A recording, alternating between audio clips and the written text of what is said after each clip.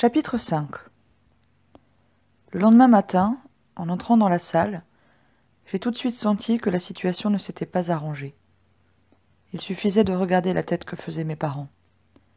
D'habitude, quand je venais déjeuner, ils me disaient, avec un sourire, « Tu as bien dormi? Tu as fait de beaux rêves ?» ou d'autres gentillesses de ce genre. Mais ce jour-là, rien. Accoudés à la table, l'air soucieux, de toute évidence, ils avaient l'esprit ailleurs. J'ai demandé, « Qu'est-ce qu'il y a ?» « Il y a que la fenêtre du fenil est complètement bouchée, a dit mon père. »« Et il neige encore ?»« Comment savoir ?» Nous sommes restés là, tous les quatre, à nous regarder en silence. Et il me semble que c'est à ce moment-là, lorsque Pan nous a appris que notre dernière ouverture sur le monde extérieur était condamnée, que nous avons vraiment commencé à avoir peur.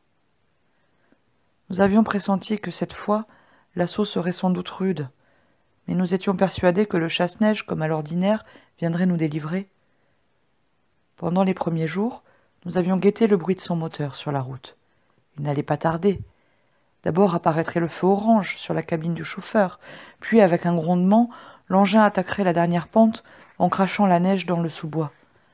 Il s'approcherait du chalet, il tournerait à l'entrée de la cour. Monsieur Marmion mettrait le nez à la portière, il nous saluerait de sa main gantée de rouge. Mais le chasse-neige n'était pas venu. Nous étions coupés du monde, et nous comprenions maintenant que, dans l'immédiat, il ne fallait plus compter sur des secours. Mes parents connurent-ils l'angoisse ce matin-là?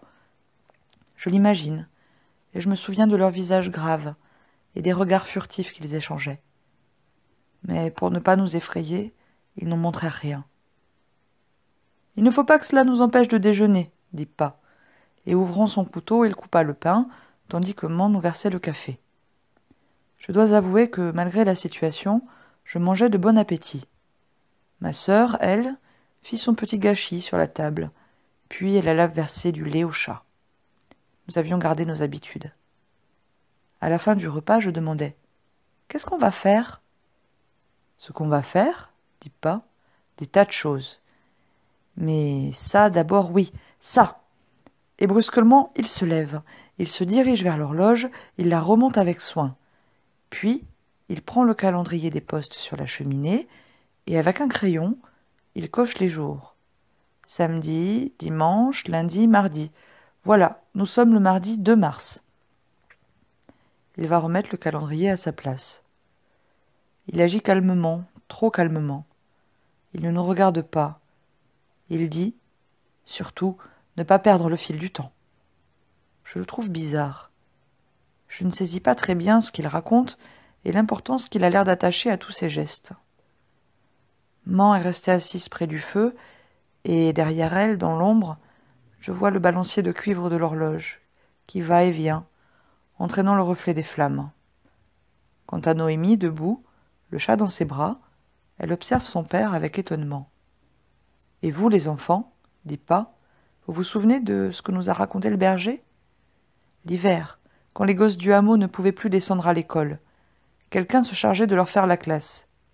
Eh bien ici, ce sera moi. » Je ne détestais pas l'école, loin de là, mais j'avais espéré, comme l'eût fait tout galopin de mon âge, que cette neige me vaudrait quelques jours de vacances.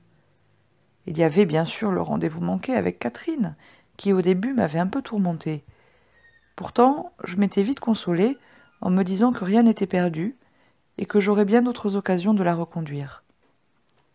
Ce qui me consolait aussi, c'était qu'au lieu d'avoir à me lever à 6h30 pour attendre l'autobus dans la nuit et le froid, j'allais pouvoir faire la grasse matinée et lire tranquillement mon Robinson Crusoe au coin du feu. Évidemment, il me faudrait supporter la présence de Noémie, et ça aurait sans doute été beaucoup mieux si j'avais été seule à me faire dorloter. Cependant, je me disais que même avec les criailleries de ma sœur, quelques jours de liberté, ce n'était pas désagréable. Et voilà qu'aussitôt, Pa avait décidé de nous remettre au travail. On commencera demain. Du français, de l'histoire. Vous m'apporterez vos livres, et moi je vous trouverai quelque chose dans la bibliothèque. On s'installera ici tous les trois. Noémie, bien sûr, était pleine d'enthousiasme, et elle ne se gênait pas pour le montrer. Alors je n'osais rien dire, et par diplomatie, je réussis à ne pas faire la grimace. Maintenant, avec le recul, il me semble que je comprends mieux la réaction de mon père. Dans la prison où nous sommes, nous risquons d'échapper au temps. Donc, il s'efforce de garder la tête froide. Il part au plus pressé. Il remonte les horloges, il coche le calendrier, il organise l'espace qui nous reste, celui de la maison. Il assigne à chacun sa place et son rôle. Homme d'imagination, il pressent ce matin-là la menace du désordre, peut-être de la folie. Il ne dit rien, ou presque. Il commence un combat dont il sait qu'il sera sans doute long et périlleux. Passe s'est approché de la table. Il demande s'il reste un peu de café.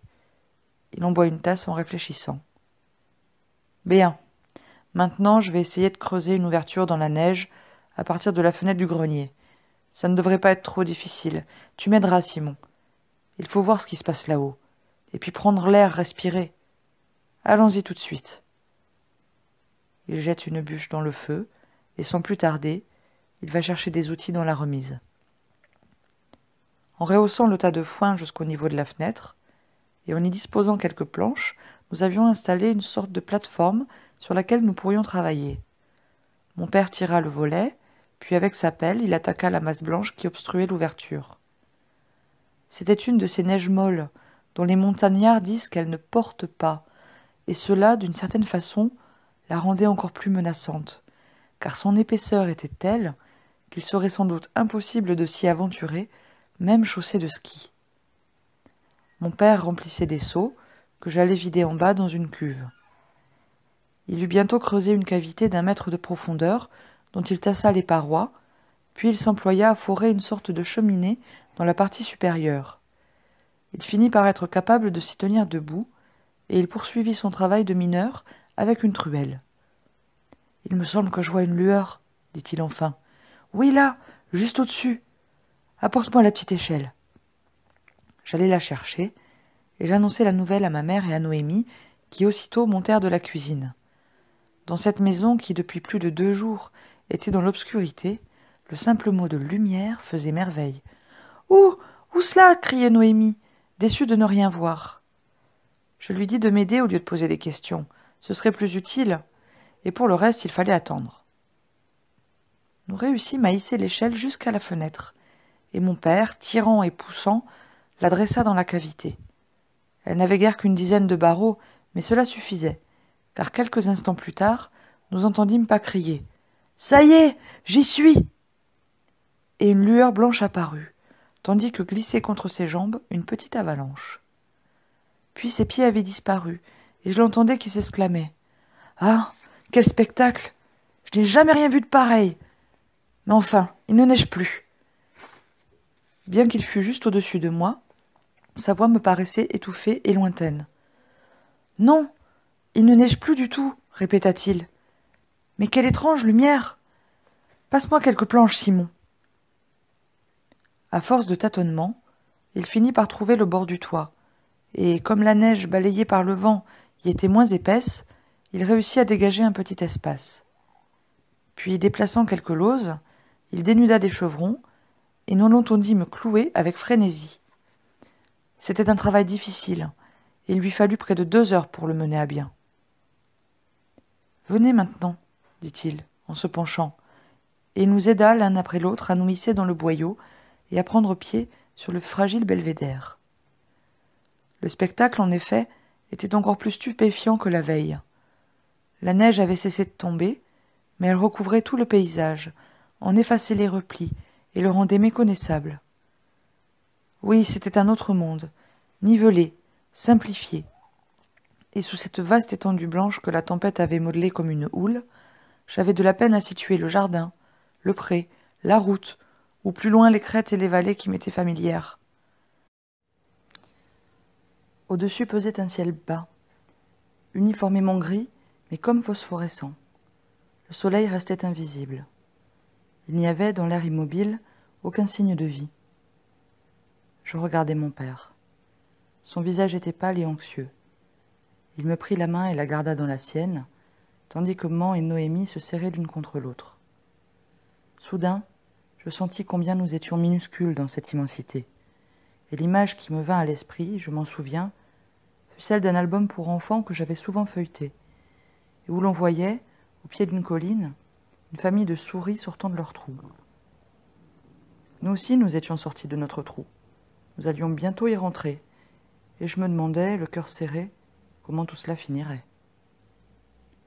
La cheminée qui fumait, à quelques mètres de là, dans la cuvette qu'avait creusée la chaleur, était la seule présence réconfortante.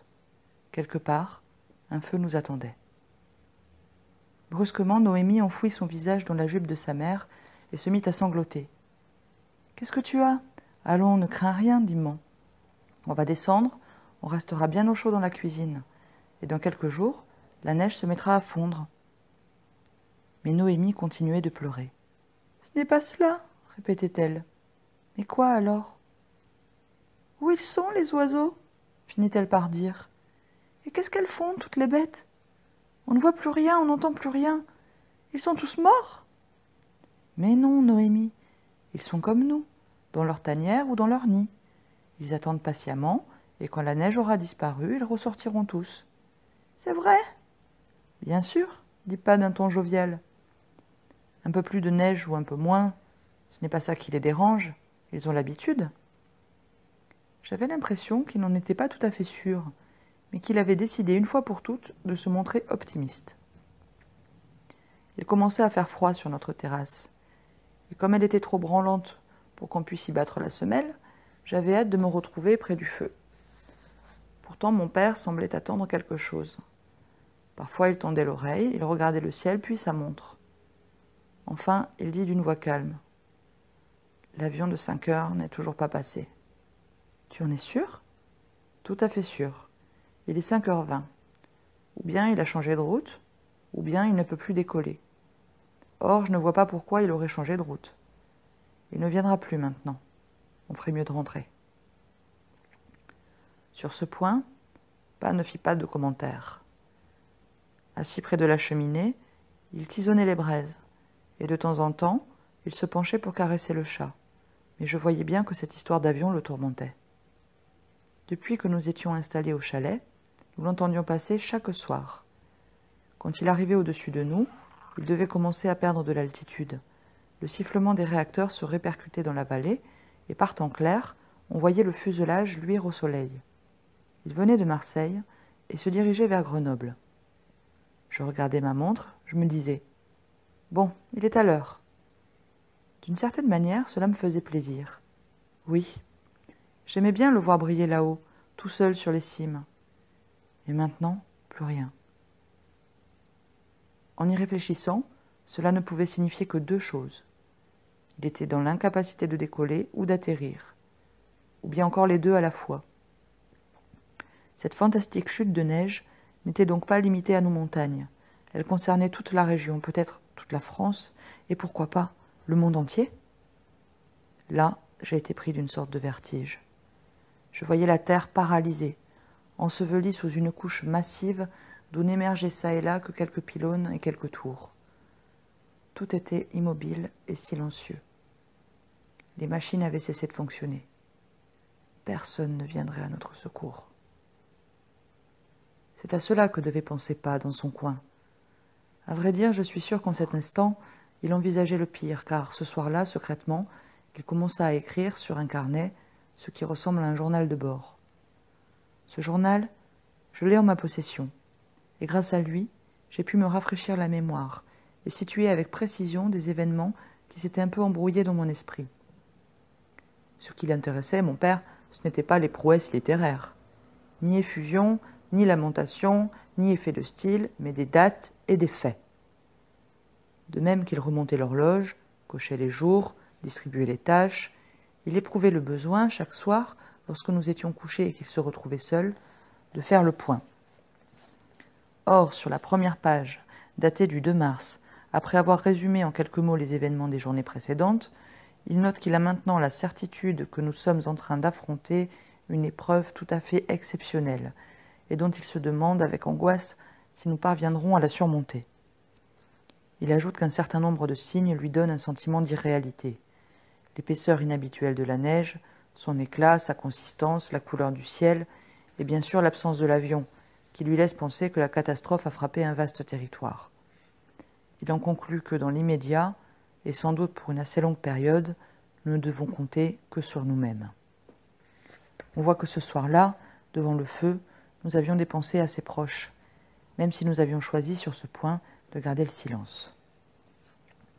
Quant à ma mère, elle devait bien elle aussi avoir ses idées, et je suppose qu'elle n'était pas plus réjouissante, mais elle n'en fit rien paraître. Elle continua de sourire, d'aller et venir dans la maison, de parler de choses et d'autres, comme si rien de particulier n'était arrivé. Je dois dire aussi que depuis que nous étions prisonniers, elle s'ingéniait à nous préparer d'excellents repas. C'était sa manière instinctive de réagir et de préserver notre morale. Et quelle fameuse cuisinière! À une époque où dans la plupart des familles, les repas se réduisaient à un choix de conserve accompagné de pain congelé et de Coca-Cola, ou pire encore de produits synthétiques, elle n'avait que mépris pour ces vulgarités. Pour elle, la cuisine était l'un des beaux-arts, et elle la pratiquait non pas dans la tradition des palaces, mais dans celle du peuple, qui seul, disait-elle, avait jadis possédé l'esprit et les secrets trop souvent perdus.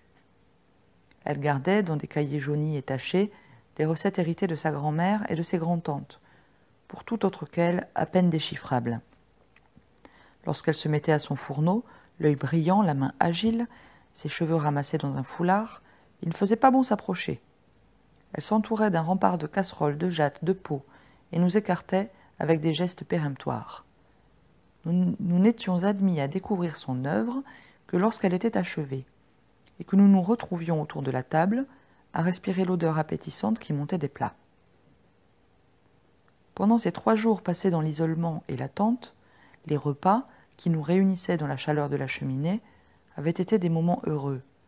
La lampe éclairait les visages, et tandis que Man nous servait tour à tour, nous suivions des yeux ses gestes. Mais nous ne commencions pas à manger avant qu'elle se fût servie elle-même et qu'elle ait repris son siège. Encore nous fallait-il patienter quelques secondes, car mon père, sans vraiment dire un bénédicité, avait coutume de se recueillir, jusqu'à ce que, d'un hochement de tête, il nous donna le signal attendu. Alors, Noémie et moi, nous nous jetions sur la nourriture. Ce soir-là, Man nous apporta une omelette au cèpe, du petit salé avec des choux, du fromage blanc et ce qui restait de la tarte aux pommes. Un festin plus digne d'un dimanche que d'un banal mardi. Paul l'a noté sans commentaire au début de son journal, comme il noterait par la suite toutes les remarques concernant notre nourriture. Mais il signale aussi, en conclusion, que nous avons épuisé notre réserve de pain. C'est en effet ce que nous annonça ma mère quand le repas fut terminé. « Quoi? Plus de pain ?» dit Pa. « Non, nous avons terminé celui de la semaine dernière. Je pensais pouvoir descendre aujourd'hui au village. »« Est-ce qu'au moins il nous reste de la farine ?»« 5 ou 6 kilos. Et j'ai un peu de levure. Je vais préparer de la pâte et je cuirai demain matin dans le four de la cuisinière. » Elle connaissait tout, Man, et moi je la trouvais merveilleuse. Avec elle et Pa, j'avais l'impression que rien d'épouvantable ne pouvait nous arriver. Pourtant, une petite phrase commençait à tourner de plus en plus vite dans ma tête. Alors le pain vint à manquer. Dans les histoires, les légendes, c'était l'annonce de la famine et du malheur. On mangeait les chats, les chiens, les rats. On rongeait des glands et des racines. Les vieillards mouraient d'abord, puis les enfants. Enfin, les survivants finissaient par s'entre-dévorer. J'entendais la chanson que me chantait ma mère quand j'étais petit. On tira à la courte paille pour savoir qui serait mangé. À cette époque-là, elle me faisait rire. Je disais « Encore, encore !» Mais maintenant, ce couplet, je le trouvais plutôt sinistre. Man avait-elle senti que nous risquions d'être emportés par notre imagination ? Toujours est-il qu'elle eut vite fait de débarrasser la table, et que versant de la farine et de l'eau dans une cuvette, elle se mit aussitôt à confectionner une pâte. Elle avait noué un tablier autour de sa taille. Parfois, lorsqu'une mèche retombait sur son front, elle la relevait avec son poignet, qui laissait à sa tempe une légère trace de farine. Elle travaillait de plus en plus lentement, comme si elle avait été prise de somnolence. Debout près d'elle, je regardais ses mains pétrir la masse molle. Et la douceur, la monotonie de ses gestes agirent bientôt sur moi comme un calmant. Quand elle divisa la pâte en 4 parties, en façonnant des miches qu'elle recouvrit d'un linge. Posant un doigt sur ses lèvres, Elle nous dit de les laisser reposer, comme s'il s'était agi d'enfants endormis. C'est sans doute à cause de cette histoire de pain que mon père décida de faire l'inventaire de nos ressources. « Oui, dit-il, l'inventaire. » Et tout de suite il se lève, il ouvre la porte du placard, puis il va dans l'arrière-cuisine et il revient avec une balance. Il approche les lampes, il fouille dans le tiroir, en extrait un cahier, une règle et un stylo. Il distribue les tâches. M'en sortira les provisions, Noémie les transportera, et moi je pèserai ce qui peut être pesé. En un clin d'œil, tout le monde est en place, même le chat, qui s'assied sur un coin de la table et observe avec intérêt ce remue-ménage. Pour moi, pour Noémie, c'est devenu presque un jeu. Nous oublions même de nous chamailler pour savoir qui fera ceci ou cela. L'accord parfait. Ma sœur tout sourire, et moi plein d'indulgence, même lorsqu'elle me marche sur les pieds ou renverse les haricots. Passe est assis à la table, il a juché ses petites lunettes sur le bout de son nez, il tire des traits, et lorsqu'il a fini, il nous regarde par-dessus les verres. « Allez, dit-il, on attaque. Et de l'ordre, pas de bousculade. » L'ordre, il y tient, et plus que jamais dans ces circonstances où l'on pourrait se laisser aller aux gémissements et aux idées noires. Dès qu'il sent se lever un souffle d'inquiétude, qui pour un rien pourrait se transformer en panique, il intervient, il calcule, il organise.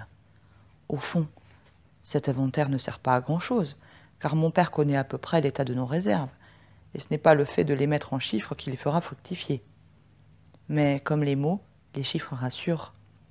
Et c'est cela qu'il veut, nous rassurer, et sans doute se rassurer lui-même. Alors il s'installe, il tire ses traits sans bavure, il ouvre des colonnes. Puis, quand tout est prêt, il commence à noter. Dans la première, le nom du produit, dans la seconde, la quantité, et la troisième, la plus large, servira à consigner au fur et à mesure ce que nous consommerons. Cela, il nous l'explique, il veut que tout soit clair. Appuyé sur un coude, il écrit avec soin. Parfois, il relève la tête et il dit « Bien, ah, très bien », lorsque la quantité dépasse ses espérances. Il doit aussi avoir quelques surprises fâcheuses, mais dans ce cas, il se garde bien de montrer sa déception. « Ça ira, dit-il, nous avons de quoi nourrir un régiment. » Le feu brûle plus bas dans la cheminée, le chat s'est endormi sur le coin de la table, et Noémie donne des signes de fatigue. Elle bâille et se frotte les yeux. De temps à autre, Man s'approche du bahut, elle touche du doigt la pâte, et elle dit que tout s'annonce bien, et que nous aurons du pain pour la semaine. L'horloge sonne 9 heures, mais Pa ne se laisse pas émouvoir. Il veut terminer ce qu'il a entrepris. Nous garderons pour le lendemain la cave et le grenier. Enfin, lorsque tout est noté, rangé, il ferme son registre. Puis, comme chaque soir, il coche le calendrier, règle sa montre, remonte l'horloge. Tout cela avec beaucoup de calme, comme quelqu'un qui sait où il va. Mais il nous faut encore nous occuper des bêtes. On entend les bêlements de la chèvre dans l'étable. Ce soir-là, tandis que je trayais Zoé, je faillis plusieurs fois m'endormir. J'essayais bien de penser à Catherine, pour lutter contre le sommeil, mais tout à coup, je n'arrivais plus à me souvenir précisément de son visage, comme si il avait été pris dans un brouillard. Mon menton retombait sur ma poitrine, et la secousse brusquement me réveillait. Une fois même, je faillis renverser le seau. « Hé, Simon, tu lambines ?» dit mon père. « Dépêche-toi, encore un effort. Nous en aurons bientôt besoin de ce lait. » Lorsque nous eûmes terminé, Pa garnit les râteliers, et j'allais déposer les seaux dans la laiterie. « Maintenant tu peux te coucher, dit-il, quand il m'eut rejoint dans la salle. Tu as été très courageux, c'est bien. » Il me donna une petite tape affectueuse, puis il se pencha vers l'âtre, et il recouvrit de cendres les braises. Le lendemain, rien de nouveau, comme si le monde s'était immobilisé. Dehors, pas un souffle, le même ciel bas, gris et sombre, et à perte de vue, la lueur malsaine de la neige. Seul le froid était devenu plus vif, et lorsque je me hissai sur notre perchoir pour observer l'horizon, je fus vite glacé, et je ne tardai pas à redescendre. Man avait allumé la cuisinière. Le feu ronflait dans le tuyau, et la bonne odeur du pain commençait à se répandre dans la salle. Quant à mon père, à peine le petit déjeuner achevé, il décida de poursuivre l'inventaire, et cette fois, il m'entraîna de la cave au grenier. Je tenais la lampe, il ouvrait les coffres, les sacs, il notait sur son registre. Lorsque nous eûmes terminé, il s'installa derrière la table comme un conférencier, et il déclara soudain qu'il allait nous en donner lecture. Puis, après avoir fourragé dans sa barbe, d'un geste qui lui était familier, il se lança dans une longue litanie qu'il agrémentait çà et là, et d'une voix plus vive, de quelques commentaires. Assis en face de lui, nous l'écoutions en silence, et de temps à autre, Mans se levait pour jeter un coup d'œil dans le four. Ce registre, je l'ai récemment retrouvé dans les papiers de mon père, avec son journal de bord et le fameux calendrier. J'avoue que je ne les feuillette jamais sans émotion. Je recopie tel quel le début de l'inventaire. Farine 5 kg, riz complet 3 kg, sucre 4 kg, pâtes 1,5 kg, haricots 6 kg, lentilles 2 kg, confiture 43 pots, conserve 25 boucaux et 13 boîtes diverses, pommes de terre 250 kg environ, choux 10, carottes 13 kg, raves 25 kg, blé 70 kg environ, seigle 60 kg environ, avoine 2 sacs de 50 kg, pommes 20 kg, noix 15 litres, champignons séchés 1,4 kg, miel 3 kg, porc salé et charcuterie 8 kg environ, vin 15 litres dans le tonneau et 26 bouteilles. Suivez l'énumération de produits que nous possédions en petite quantité, huile, café, thé, chocolat, dont nous serions bientôt dépourvus. Nous avions également très peu de sel, mais, dit mon père, nous pourrions récupérer une bonne partie du bloc qui se trouvait dans la mangeoire de la vache. Il ajouta que, bien sûr, nous disposerions chaque jour des œufs de nos 6 poules, de lait, de beurre, de fromage, et que dans l'ensemble, même si notre isolement se prolongeait, il n'y avait pas de raison de s'alarmer. Quant à l'eau, qui provenait de la source, au pied de la montagne, elle continuait de couler, mais sans pression, puisque le moteur électrique ne fonctionnait plus. En cas de besoin, nous utiliserions de la neige fondue pour la toilette et pour les bêtes. En revanche, ce qui l'inquiétait, c'était l'éclairage. Il ne nous restait plus guère qu'1,5 litre de pétrole, quelques bougies et les 2 torches électriques. Dans 3 ou 4 jours, tout serait épuisé et nous n'aurions plus que la lueur du feu. Jusqu'alors, nous avions laissé allumer nos 2 lampes à pétrole, dont la clarté égayait un peu la salle. Ce luxe, nous ne pourrions plus nous le permettre. De mon côté, lorsque j'allais soigner les bêtes, je m'attardais auprès d'elles et j'accrochais au râtelier la torche électrique qui procurait un semblant de jour aux prisonnières, car j'imaginais leur désarroi et leur tristesse dans cette nuit perpétuelle. À cela aussi, il me faudrait renoncer, et je me contenterais de laisser ouverte la trappe du fenil, qui leur apporterait à la fois un peu d'air frais et de lumière. Quant à nous, nous serions contraints de chercher refuge près de la cheminée et de réserver les lampes aux instants de travail. 4 jours au maximum, avait dit mon père. Que ferions-nous ensuite? Et comment poursuivre, à tâtons, les activités si nécessaires à notre survie? Noémie, qui avait écouté en silence toute notre conversation, déclara soudain qu'elle avait vu, dans un vieux placard, au grenier, de petites lampes bizarres. « Ce n'est pas de lampes que nous manquons, Noémie, dit ma mère, mais de carburant. » Mon père, par contre, avait pris un air très intéressé, et aussitôt il demanda à Noémie de lui montrer ses trouvailles. Il ne tarda pas à revenir, brandissant 2 lampes de cuivre couvertes de toiles d'araignée et de poussière. « Sauvez !» dit-il. « Des lampes pigeons !» Comme nous le regardions, perplexes, il nous expliqua que les ustensiles qui portaient ce nom pittoresque avaient été utilisés au début du siècle précédent et qu'ils fonctionnaient à l'essence. Or, le réservoir de la voiture était presque plein, et il y avait dans la remise un bidon de 10 litres. Il nous assurerait des semaines de lumière. Pa nettoya les lampes avec soin, les régla et les remplit d'essence. Ne se fiant qu'à moitié aux promesses de l'inventeur, qui certifiait son produit inexplosible, il nous fait signe de nous éloigner, et du bout du bras, il alluma une mèche. La flamme hésita un instant, crachota, puis s'éleva droite et lisse. Lorsqu'elle fut pourvue de son globe, une belle clarté se répandit dans la pièce. C'est alors seulement que ma mère ouvrit la porte du four et qu'elle posa sur la table les 4 miches cuites à point. J'espérais que, devant l'abondance des tâches, pas avait oublié des projets d'enseignement. Mais il n'en était rien. Dès ce jour-là, et bien qu'il fût sans doute fatigué des travaux de la veille, il nous ordonna d'apporter nos manuels de français et d'histoire. Après s'être renseigné sur les chapitres que nous avions déjà étudiés, il jeta un coup d'œil aux pages suivantes, fit la moue et déclara qu'au premier abord, tout cela ne lui semblait pas très excitant. C'était bien mon opinion, et je fus soulagé lorsqu'il ajouta que pour les programmes, on verrait plus tard, et qu'en attendant, on partirait à l'aventure. Aventure. C'était juste le mot qu'il nous fallait. Aussitôt, il va dans sa bibliothèque. Il en revient avec une pile de livres et la pose devant lui. Je demande « Qu'est-ce que c'est ?» « Des romans, des poèmes, des choses que j'aimais à votre âge, et que je n'ai pas relus depuis longtemps. »« Ah, des poèmes !» dit Noémie, pour se rendre intéressante. Et aussitôt, voilà mon père qui jubile.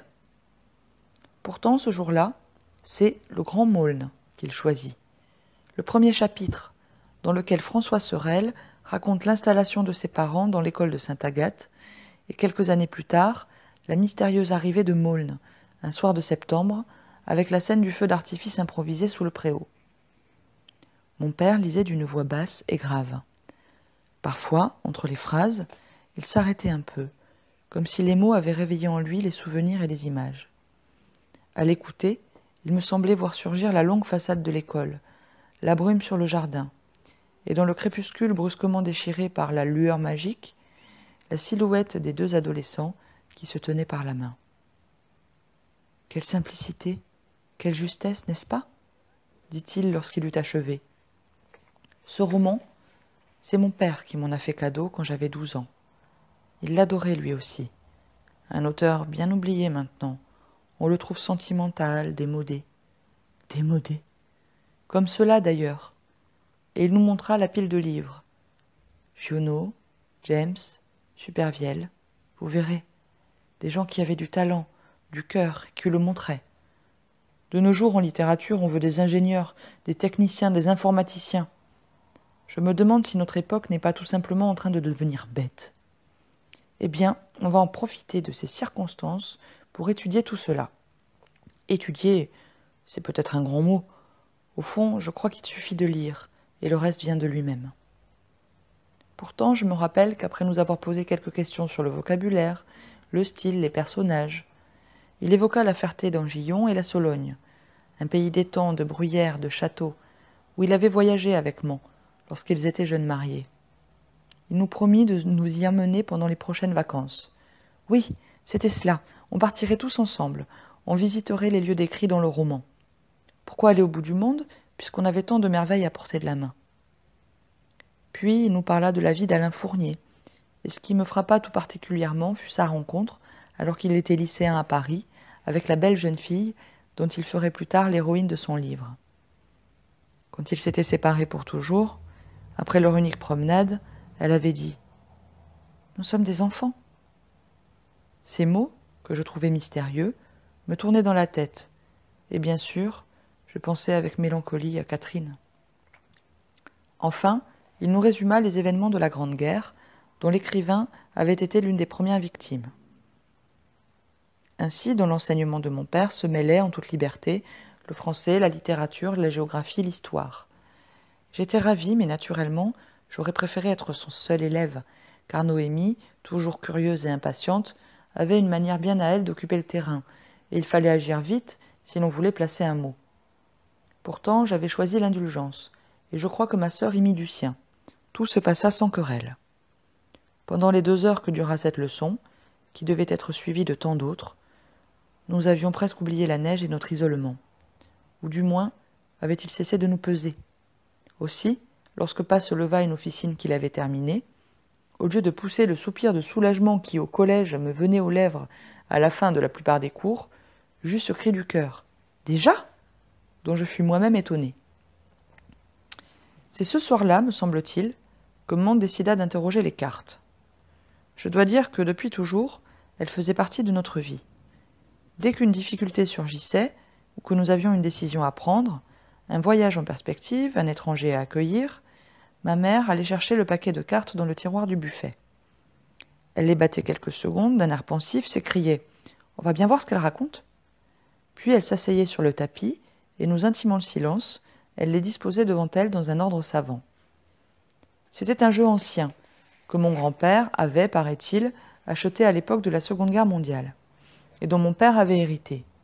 Les figures en étaient naïves et fortement colorées. Sur le revers, au centre d'un damier, étaient représentés 2 compas et 2 équerres, dont la disposition symétrique m'avait longtemps suggéré quelques requins vus de face, la gueule ouverte. Il me semble les avoir encore sous les yeux. Lorsqu'on y posait les doigts, elles étaient légèrement poisseuses. Et combien de fois, dans mon enfance, ne les ai-je pas reniflées, retrouvant alors une odeur un peu rance, qui était sans doute celle de la sueur de plusieurs générations. Sur ces cartes, que nous utilisions aussi, Noémie et moi, pour jouer à la bataille ou pour bâtir de fragiles châteaux, je risquerais, je le sens, d'être intarissable. Il me suffit de les évoquer pour que surgissent en masse les souvenirs. Elles ont été égarées par la suite, et d'une certaine façon, je ne m'en suis pas consolée. Toutes ces choses familières sont comme imprégnées d'existence. Pour peu qu'elles disparaissent, j'en vois comme des signes de mort. Depuis cet hiver terrible, je suis farouchement attachée à celle que j'ai pu conserver, et surtout à l'une des fameuses lampes pigeons qui ont joué un tel rôle dans notre aventure. Je la garde sur ma table de travail. Il m'arrive parfois de l'allumer, comme, en d'autres temps, on brûlait un cierge. Je la regarde, je rêve. Là aussi, je vois se lever des images. L'autre, c'est Noémie qui la possède, et je sais qu'elle y tient autant que moi-même. J'en reviens aux cartes et à Mans. Parfois, elle les consultait en silence, mais le plus souvent, elle murmurait, maugréait, poussait des exclamations ou des soupirs. Nous ne saisissions que des bribes obscures. Un obstacle, une femme brune, un fripon, un homme haut placé. Ça finit par s'arranger. Bon, très bon. Mais parfois aussi, plus rarement à vrai dire, ce n'est pas fameux. Lorsqu'elle se taisait, l'air soucieux, je la soupçonnais de cacher le pire. Pas la regarder d'un air interrogateur. Elle haussait les épaules et retournait à ses fourneaux. Plus tard, il arrivait cependant, pour des raisons mystérieuses, que nous renoncions à un voyage ou à une entreprise. Y croyaient-ils vraiment l'un et l'autre, ou bien était-ce, en quelque sorte, une manière de concrétiser leurs intuitions? J'avoue n'avoir jamais pu tirer la chose au clair, mais quoi qu'il en fût, cela faisait planer sur notre existence une espèce de magie. Ce soir-là, donc, une fois le repas terminé, Mans alla chercher ses cartes, s'installa sur le tapis devant le feu, et elle commença le rite qui, vu les circonstances, ne manquait pas de gravité. Elle avait étalé sa large jupe autour d'elle, et d'un geste qui lui était familier, rejeté ses cheveux sur sa nuque. Les flammes éclairaient son visage, et le bras tendu vers le jeu qui se déployait devant elle. Mon père l'observait, immobile. Noémie, interrompant sa lecture, avait posé le livre sur ses genoux. On n'entendait que le léger bruit des cartes retournées, et parfois, dans l'âtre, le craquement d'une bûche. D'abord, Mans ne dit rien. Elle hoche la tête, puis elle murmure. « Je vois l'épreuve, encore l'épreuve. Un retard, un grand obstacle. Un drame, mais ailleurs. Pour nous, tout finit bien. » Elle ramasse les cartes, les bat, recommence, et déclare qu'elle obtient une confirmation. « Faudra de la patience, du courage, mais la chance est toujours là. 10 de trèfle, roi et as de cœur. Le signe de vie, la lumière. Nous n'avons rien à craindre. » Une mèche lui est retombée sur les yeux. Elle secoue sa chevelure comme une crinière, et elle se détourne comme si elle voulait dissimuler son visage, de telle sorte que, d'abord rassurée par ses paroles, je me demande soudain si elle ne nous a pas menti.